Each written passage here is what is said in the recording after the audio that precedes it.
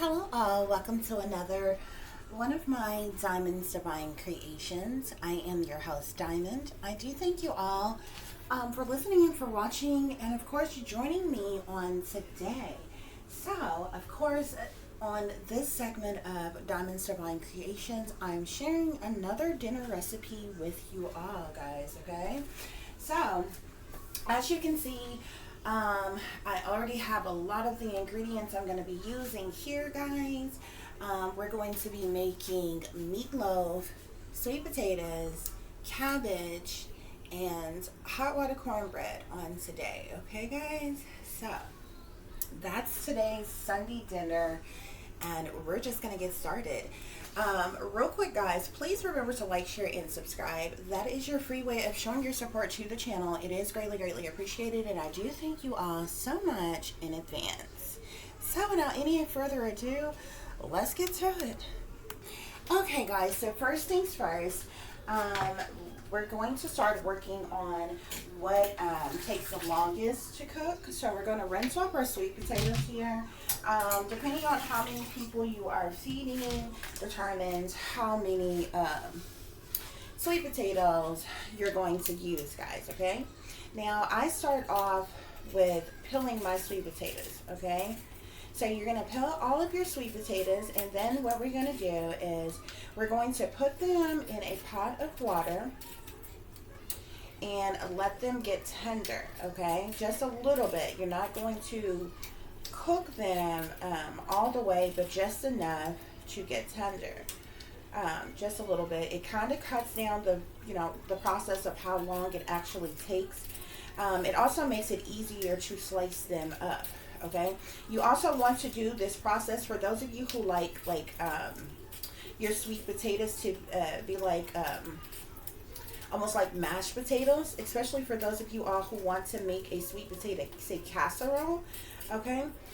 You would do this process as well. You would peel your potatoes, your sweet potatoes, and you would put them in a pot of water for them to cook halfway to soften them up, okay? Once you do that, it's easier to cut them. It's a little harder to cut. The sweet potatoes are a lot tougher potato, a little bit tougher a potato than a regular potato or what have you.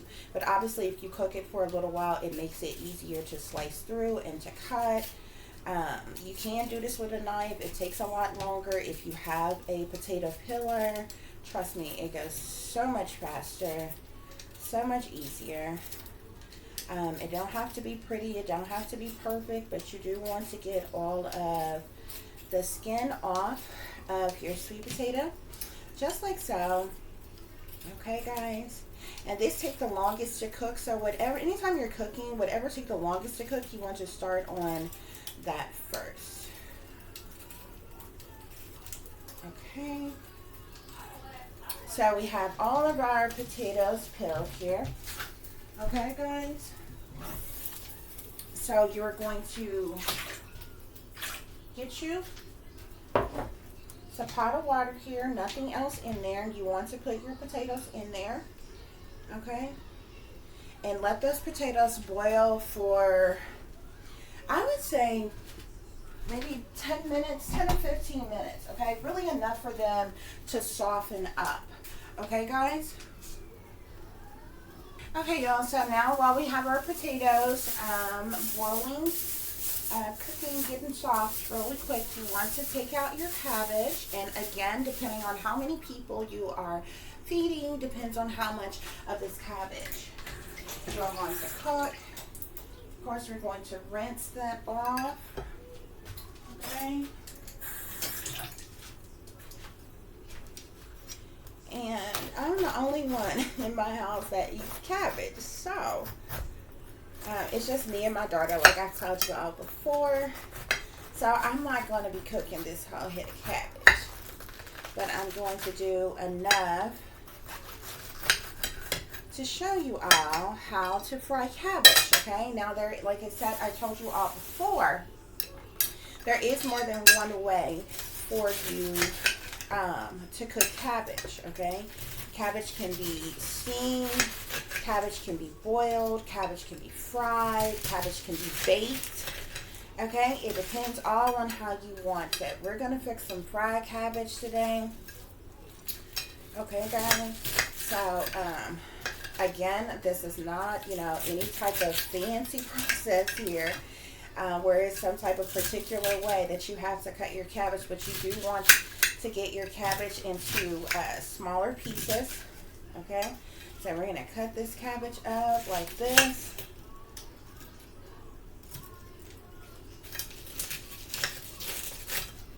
And we're going to dump them over into our,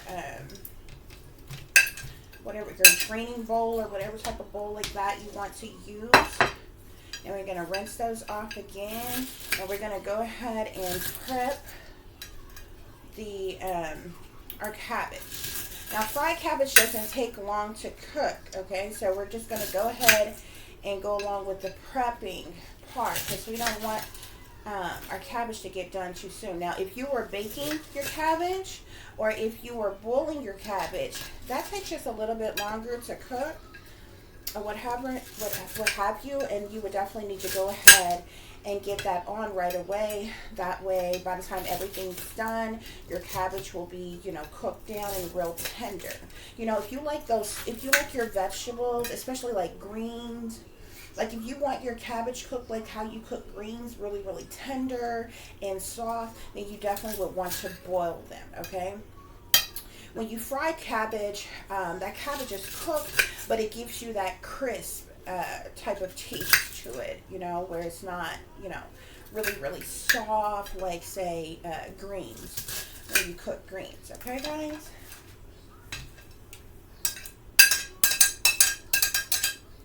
I'm going to get all that cabbage in there. So a few more chunks. I'll cut down here.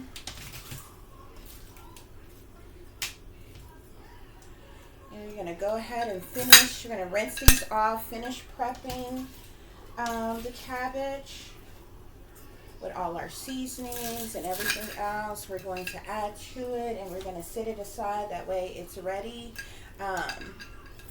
when we do decide to start cooking the cabbage. Okay, so that's pretty good. You're then going to rinse this cabbage real good. Always wash your vegetables, y'all. Wash your meat, your vegetables, everything. Okay, so once you get that done, whatever pan you're going to, of course, now, like I said, if you want to boil your cabbage, you're going to need a pot, okay? And you would put your cabbage in it, add water to it, fresh water to it, put your seasonings in there, put whatever salt meat that you're going to use in there, whether you're using sausages or whether you're using like actual salt meat like bacon or something like that. Put that in there, your seasonings, and everything else, your vinegar and everything else that you would put in there, okay? When you're frying it, you do the same process, kind of, minus the water, okay? So you're going to dump the contents of your cabbage, and then, okay? Let me set this aside so we can have a little bit more room here. You're gonna need your extra virgin olive oil. Put that on your cabbage. Okay. You're going to take about, I can eyeball this to my taste how I like it, but I would say like only a tablespoon, okay? Maybe even a teaspoon, okay? Well, it depends on how much you're fixing, okay? For this amount, I would say no more than a tablespoon of sugar, okay, guys? Your cabbage should not be sweet. Okay? Then we're going to add our vinegar.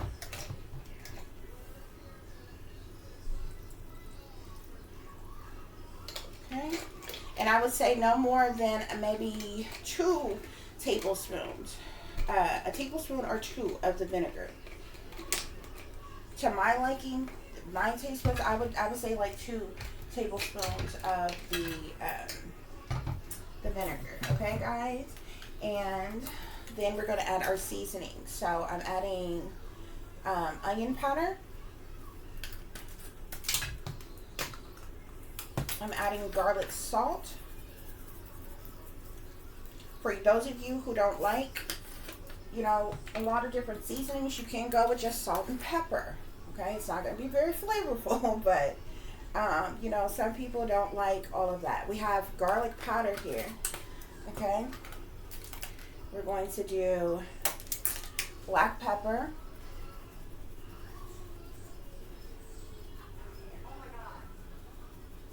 Y'all, if y'all hear my daughter in the background, hear her TV, her game, her music, or anything, she's been a teenager, okay? She's doing her thing. We're going to add some minced garlic as well, guys.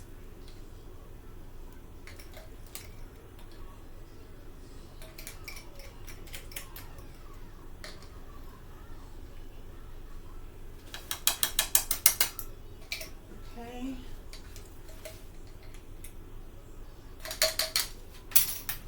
And I'm going to, now you can add, if you don't have the Cajun seasoning, you can do seasoning salt. Okay, I'm using a bit of the Cajun on mine. Okay, guys, so those are your seasonings that you're using. Okay, now we're going to I'm adding smoked sausage to mine. I'm going to use 2 of them here, okay? Now you can add this directly into your cabbage, but I'm going to fry this smoked sausage first, and then I'm going to add it to the cabbage, okay? If you don't want yours fried, it's going to cook just fine.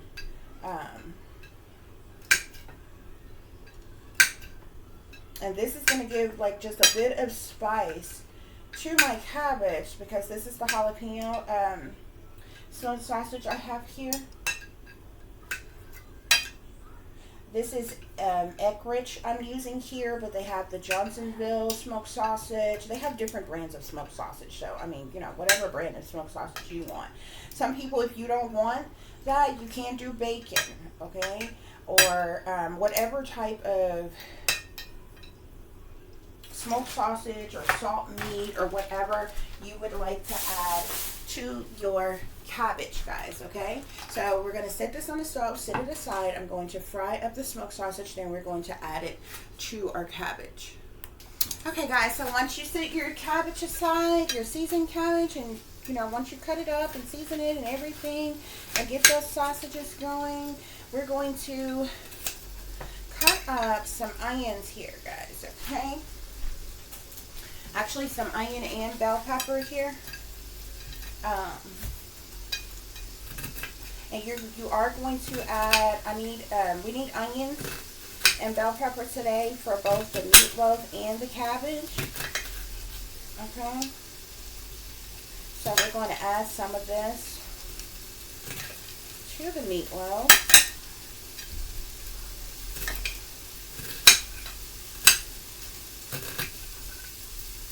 And then we're going to set the rest of it aside for, well, we're going to add this to our cabbage, actually, and we're going to set the rest of it aside for our meatloaf when we start doing that, guys, okay? Now, the thing about meatloaf, guys, you do need, like, a bread source, okay? You can use crackers. You can use actual bread, but you would need to toast it, okay? Like, put it in the oven and let it toast. Or you can use breadcrumbs, okay? I'm going to use breadcrumbs, but you can crumble crackers. Any type of crackers, like saltine crackers. I like the buttery smooth crackers, like the club crackers. Those are like really good. in it is what I usually use when I don't have the breadcrumbs, okay?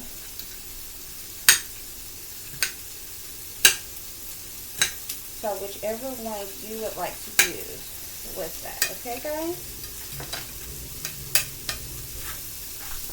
So we're going to put a bit of this onion here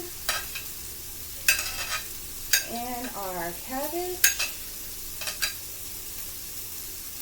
just like that. And we're going to also add some bell pepper.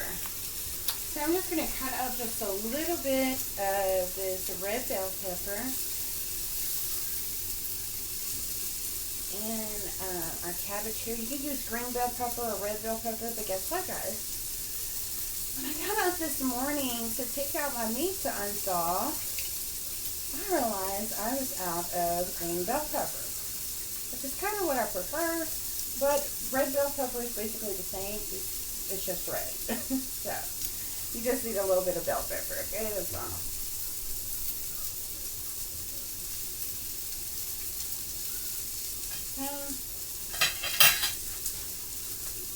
So that's all you do to your cabbage, guys. We're going to set this aside and we're going to add the smoked sausage. Actually, you know what? It's ready. So we're going to put that smoked sausage over in that cabbage, guys. And we're going to set it aside until we're ready to cook it. Okay, you all, so when you can stick a knife through your sweet potatoes, they are ready to take out. They're not all the way done, or what have you, but if you can put a knife through one of them, then they're ready to take out, so we can let them cool really quick, and then we're going to slice them up, okay? So now, guys, I am really upset because I have a bit of a pet peeve, guys. I'm going to share with you all. I don't like touching meat. Okay? And I don't have any more gloves. I used the last of my plastic gloves to perm me and my daughter's hair. And so I'm out of plastic gloves. Okay? So that means I have to touch this meat, which is kind of going to gross me out, but I just don't like the texture. It's not like it's like, oh my gosh, I'm going to barf or something. I just don't like the texture. I don't like touching meat, but oh well. So,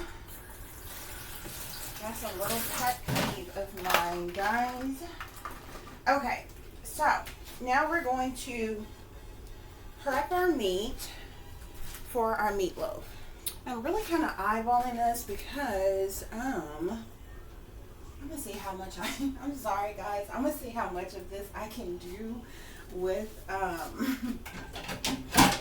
with like a spoon or something, because I kind of don't want to touch this meat. So I'm kind of eyeballing this, okay, because I'm only making a small meatloaf, okay.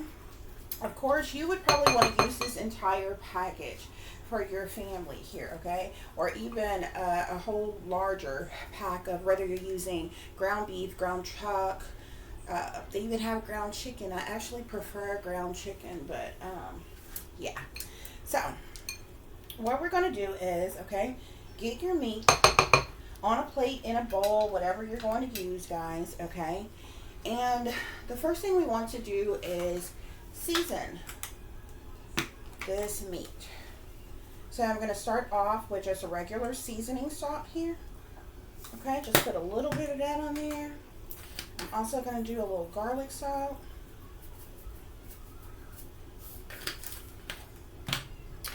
I'm going to do a little garlic powder, onion powder, black pepper,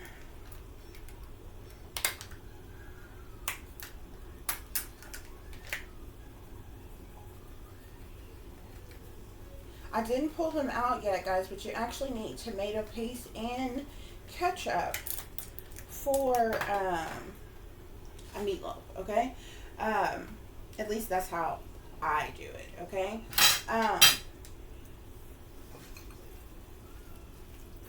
You want to blend in those seasonings. So we're going to, a little bit of that onion got in there already, but we're going to add onion anyway, so it's okay.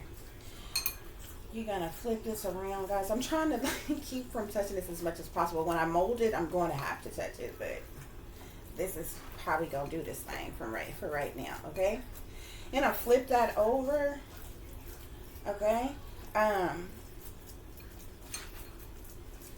Spread that out a little bit, and if you want to add a little bit more of your seasonings to it, I'm going to add a little bit of the Tajin seasoning as well, guys. You don't have to. I'm going to add some more black pepper as well, and a tad more of the powders here, and that's going to be seasoned good enough. Okay, guys, so you get those seasonings mixed in there all good, okay? Then you can add your onion. That's actually a lot, isn't it? You're gonna add your onion and your bell pepper in there, right? Put the rest of that in those cabbage, okay? And you're going to smush this in there as well, guys, okay? Just like that. You want to get that ground beef and your onions and peppers all blended in there together.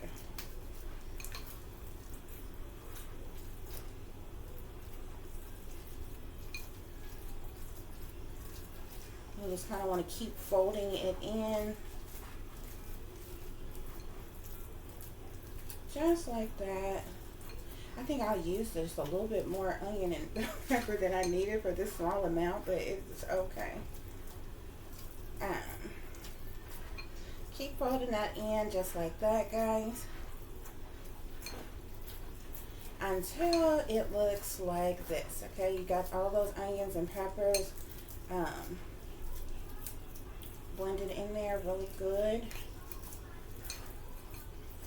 just like that. And then you're gonna add your ketchup.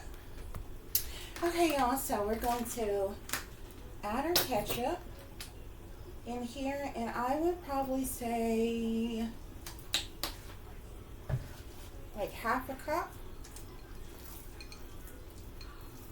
worth of ketchup. Once again, it depends on how much you are, how big of a meatloaf you're making, okay?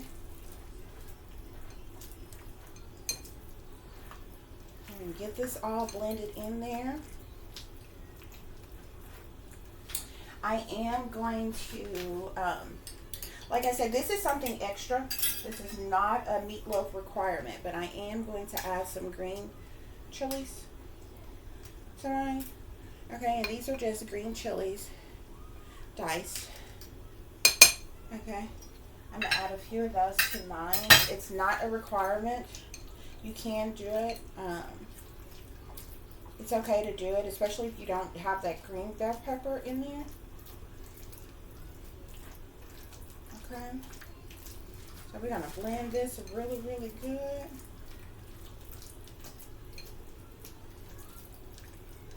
Just continue to flip that around. If you're using like a spatula or something like I'm using, you want to keep like folding it over to make sure everything is like blended in there that you are adding to there. You also, like I said, you need tomato paste and you need an egg. Okay, so that's how that meatloaf should look after you got all of that in there. We are going to add our breadcrumbs. You can actually buy breadcrumbs. This is just plain breadcrumbs here, and you actually see a meatloaf right there on the front of it, okay? So this is what people use breadcrumbs for different things. Okay. You put those breadcrumbs in there. Some people use breadcrumbs to like fry their meat and different things as well. And an egg, guys.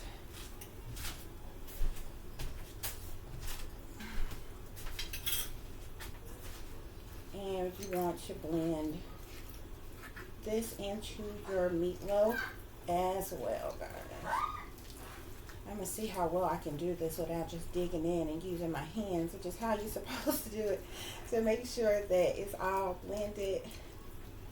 But I would hate for this to get, I've washed my hands and everything before I started, but I don't want it to get all in under my nails and all of that. Okay, guys. So we're going to keep mixing this in. I'm going to even add some more breadcrumbs in there as well. And you only need 1 egg, okay? This is actually going to make a pretty decent sized meatloaf. Still, even though it's going to be a smaller meatloaf, I can still feed like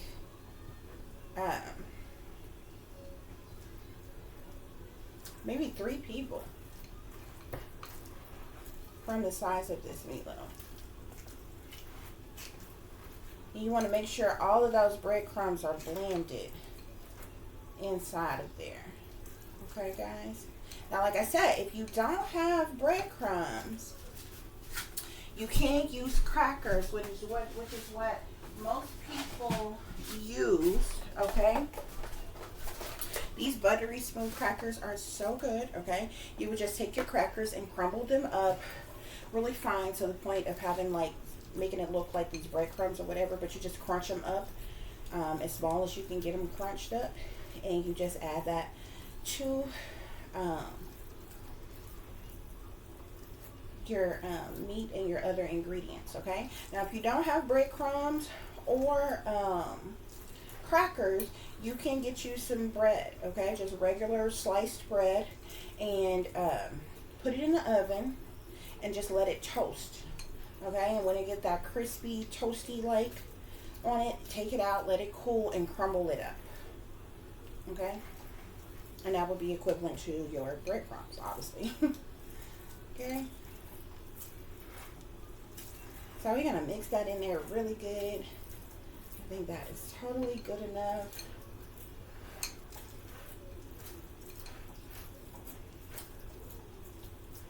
Okay. So that's how that should look, guys, when you have everything blended in there, okay? Now we're going to transfer this over into the pan that we're going to use. And I totally need to get me a loaf pan, guys, which is ideal for cooking a meatloaf. It's like in the shape of the, of how most people want to make their meatloaf. But because I don't have such a thing, I can either use, I'm either going to use one of my baking pans. Let me clean this. Or I can use the smallest pan I have. Yeah, I think I'm going to use this because I actually have a lid for it. Do I want to use this? Sorry, guys. Yeah, what the heck. So I'm going to put a little bit of that olive oil at the bottom. And you can kind of start shaping it in your plate, on your plate, in your bowl, whatever you're using, in the shape of your meatloaf before you dump it over in there if you want to. Or you can shape it once you get it into the pan you want to use.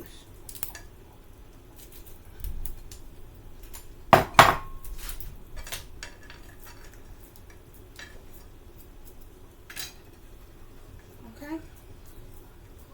So you just want to make this in your meatloaf shape just like that, guys.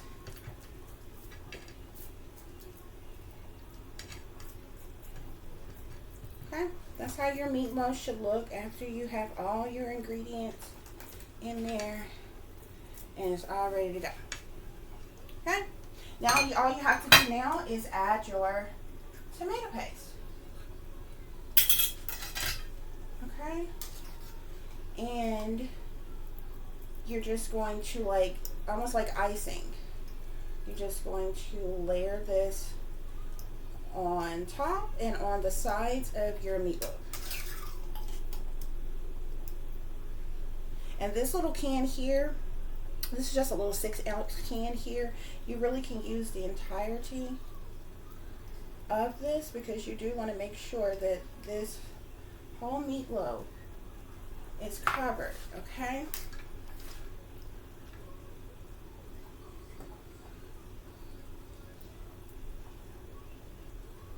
And you don't have to do the bottom, it's just the top of the meatloaf and the sides, every side of the meatloaf.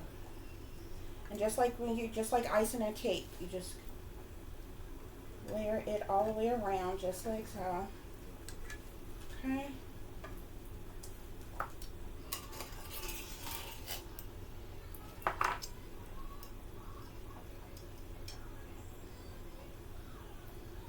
And that's all to it, guys. And after that, you can put your meatloaf in the oven.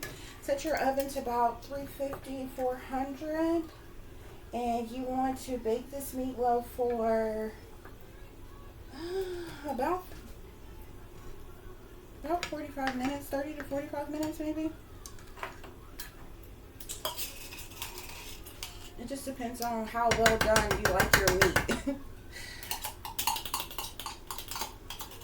I'm not a huge meat eater, but the meat that I eat, like, it's got to be well done, okay? I can't do it.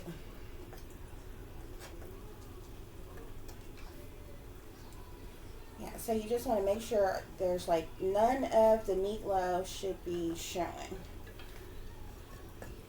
Make sure you have that tomato paste on every inch of that meatloaf, just like that.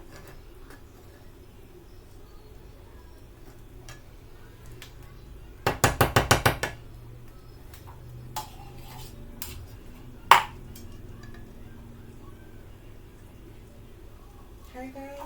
And then you don't have to, but I add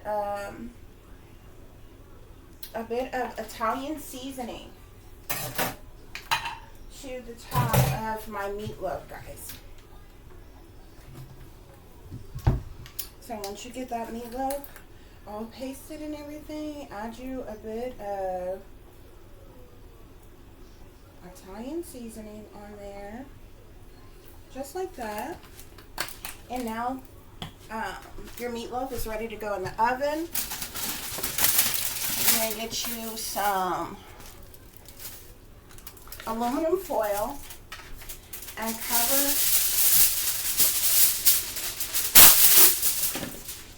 the top of your meatloaf just like this, okay?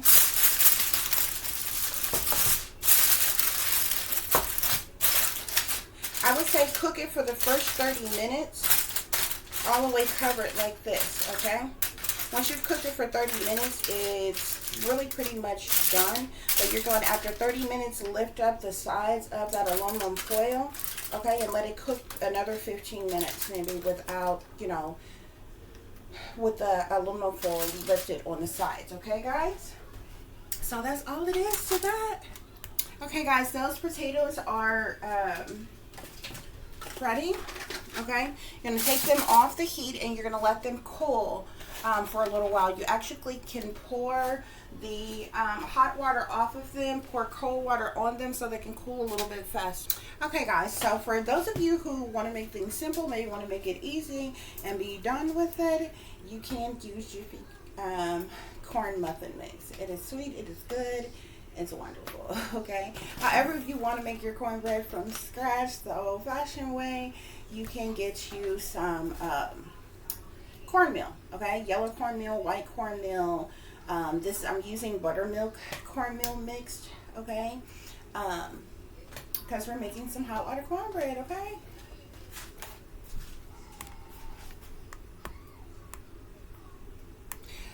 Okay guys, so our sweet potatoes are cool enough for us to prep them and get them on as well. So you're going to take those sweet potatoes out and you're going to slice them up to your liking. Big, small, whatever. However you want your sweet potatoes. Some people like theirs in squares. Some people like theirs like this. Depending on how many people you're feeding, to stretch. Like say like 2 sweet potatoes, you definitely want to cut these in half, and it appears that you have more. Just like that, guys, okay?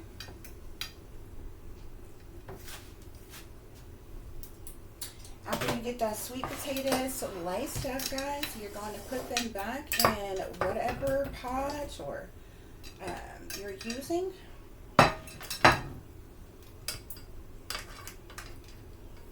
Okay, and we are going to, you're going to need ground nutmeg. Okay, you're going to sprinkle that on there.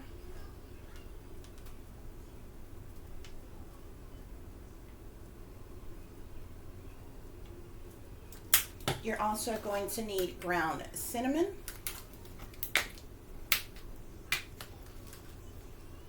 Sprinkle this on here as well. You're also going to need brown sugar. Okay, this is premium pure cane brown sugar. But this, you could use dark brown sugar or light brown sugar, whichever you like. I'm going to have dark brown sugar here today.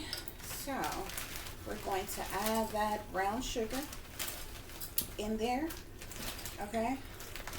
I'm not doing the extra today, guys, but I will tell you my recipe. Okay. You can fix this like this and it will be just fine. Okay. But your sweet potatoes are so good if you add a cup of orange juice to it as well, and let that simmer in and cook with your sweet potatoes.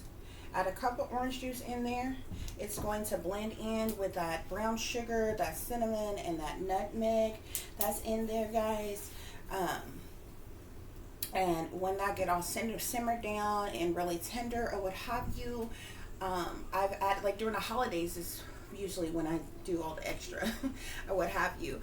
When they simmer down and they're like done and cooked, you can add your pecans and marshmallows on top. Y'all, it is so doggone good, okay? But for the sake of just getting Sunday dinner done today, guys, we just gonna make our sweet potatoes regular on today, guys. That's all you need in your sweet potatoes. We do need butter, okay? So we're going to add butter on top as well.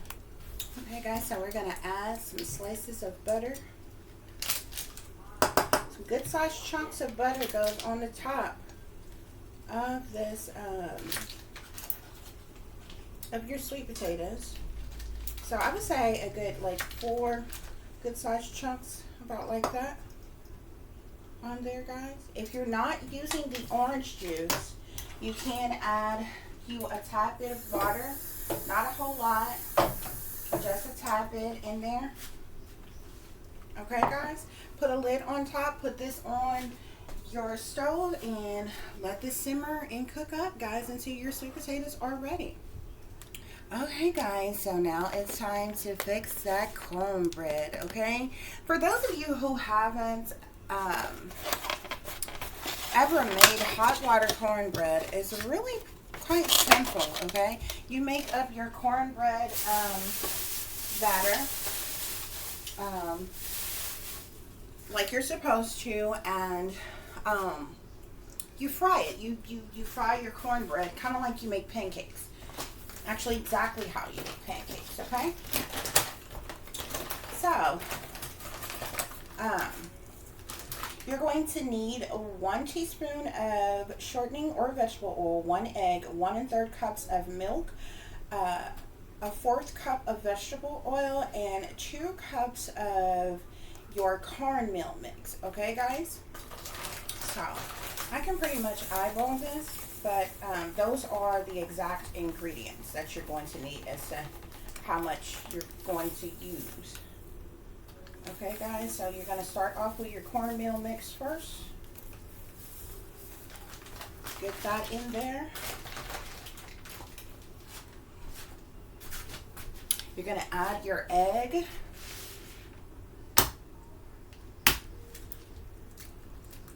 To your cornmeal mix. Okay, now some of that grease you need obviously in the bottom of your pan. Like if you're going to bake this, you want to grease the bottom of your pan, so you would put a little bit of grease in whatever pan you're going to use, sit it in your oven, let it get hot, okay, and then add your cornbread mixture to it and bake your cornbread. Okay, however, the grease that you need, you do want it to be warm even when you are mixing your cornbread mixture here. Okay, so you can put most people have a certified pot in your kitchen that you fry in. Okay, probably the last time you fried something, which was probably, you know, just yesterday or something, that pot is still sitting on your stove. Warm that grease up, okay? Let that grease get hot. That is the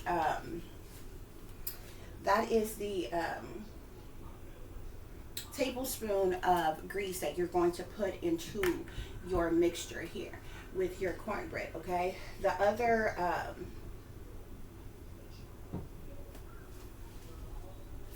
oil you're going to grease and you're going to put in the bottom of your pan to get warm if you are baking it. Now you don't need that step if you're not going to bake your cornbread. Okay, so we've got our egg.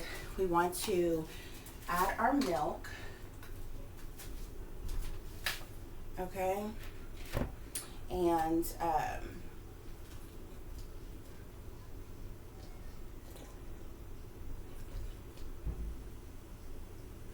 we're going to add that milk in there. I'm going to add a bit of sugar. And when I say a bit, I just mean just a little bit. Okay, guys? And my cornbread, this recipe doesn't call for you to have that. So, okay, guys? And then you're going to add your oil and you're going to mix this all up. So this is about how much vegetable oil you need. And you're going to pour that into that cornbread, guys. And we're going to mix this all up. Just like that. I added the rest of my milk in there. Mix the cornbread mixture, mix all up. And that's all it is to making cornbread from scratch. A lot of people grab Jiffy. I don't know if people do Jiffy all the time just because Jiffy just kind of tastes good like that or what have you, or I'm gonna add just a little bit more of this, or because they think making regular cornbread is difficult. But technically the two ingredients that you use to make Jiffy, you use in regular cornbread. You know, besides having to add the oil to it. So you shouldn't be intimidated by making regular cornbread. Okay, once you get that all mixed up, that's how your cornbread should look, guys. Okay, and we're gonna get our skillet all ready. You want to get you a skillet with some fresh grease. Okay, and let that get warm.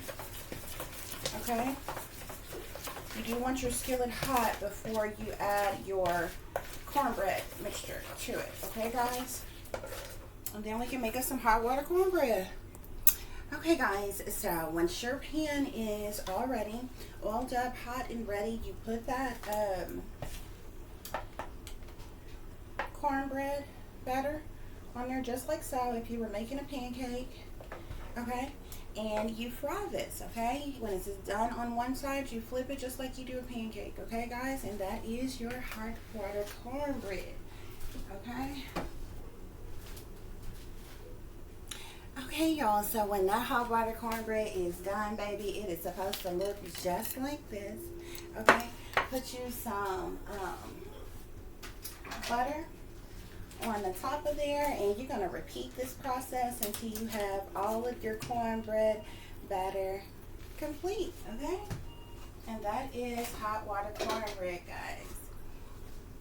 Okay, guys, so this is the finished product of all of that hot water cornbread we made, guys. That's how your hot water cornbread should be looking. Once you get it finished, once you get it all done, y'all, that cornbread looking good. I am so ready to eat, okay? And everything is almost ready. Guess what, y'all? It's time to eat. Bon appetit, honey. Okay, so this is our finished product, okay? Of course, this is our hot water cornbread here. And we have that meatloaf. We have our fried cabbage, as well as the sweet potatoes, child. This is gonna be so good, honey. I thank you all for listening and for watching, and joining me on today of Diamond's Divine Creations. Please like, share, and subscribe. That is your free way of showing your support to the channel. It is greatly appreciated. I do thank you all in advance. Remember, if you all would like to contact me with any recipe ideas, you can hit me up at tip.diamond.36@gmail.com. You can also follow me on Instagram, which is Shine Bright Like a Diamond 36 with the underscore between each word. As always, guys, y'all take care of yourselves, take care of each other. Until the next time, peace, love, and light. Namaste. I am, then I am, created in the image of God.